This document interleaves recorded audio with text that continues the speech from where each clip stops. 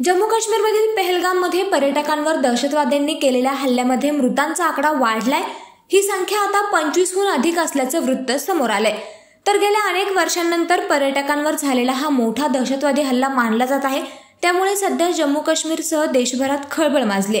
यामध्ये चक्क दहशतवाद्यांनी पर्यटकांना त्यांचा धर्म विचारून गोळ्या झाडल्यात। या घटनेचा घटनाक्रम काही हल्ल्यातून वाचलेल्या पर्यटकांनी सांगितलाय। अपने आप बोले ना मुझे क्या बोलते भेलपुरी खाली से मेरा पति साइड में था, एक इंसान है उसने उसको गोली मार दी। यहाँ पे उसने बोला कि शायद मुस्लिम नहीं है, उसने उसको गोली मार दी। नहीं आप टेंशन मत लो, अब बेटा आप यहाँ पे रहो, हम साथ में। दरम्यान या हल्ल्यावर सौदी अरेबियाच्या दौऱ्यावर असलेल्या पंतप्रधान नरेंद्र मोदी यांनी देखील दखल घेतली आहे।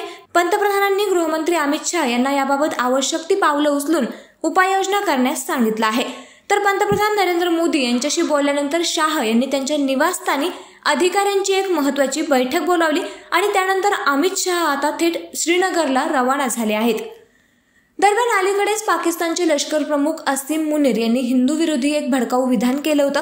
त्यानंतर लगेचच दहशतवाद्यांनी पर्यटकांना लक्ष्य केलंय।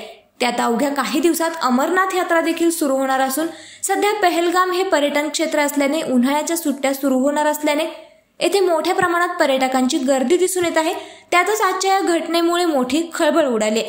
दरम्यान या हल्ल्याची जबाबदारी पाकिस्तान स्थित दहशतवादी गट असलेल्या लष्कर-ए-तैयबाची स्थानिक शाखा असलेल्या रेजिस्टन्स फ्रंटने घेतली आहे। सोशल मीडियाच्या भाऊ गर्दीत विश्वासार्हतेने चकाकणारे नाव म्हणजे लेट्सअप मराठी। सगळ्यांना, सगळ्या नागरिकांना ती स्पीच, ती लेट्सअप वरील मुलाखती म्हणजे विचारांचा खजिना। त्यानंतरच्या निवडणुकीमध्ये मला सोडून गेले। बातम्या केवळ वस्तुस्थिती सांगणाऱ्या, नो प्रोपोगंडा, फक्त जनतेचा अजेंडा।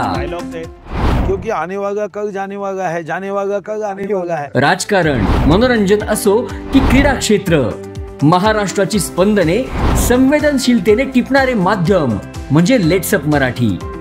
जगासोबत एक पाऊल पुढे राहण्यासाठी लेट्सअपचे ॲप, सोशल मीडिया आणि वेबसाईट सोबत कनेक्टेड रहा।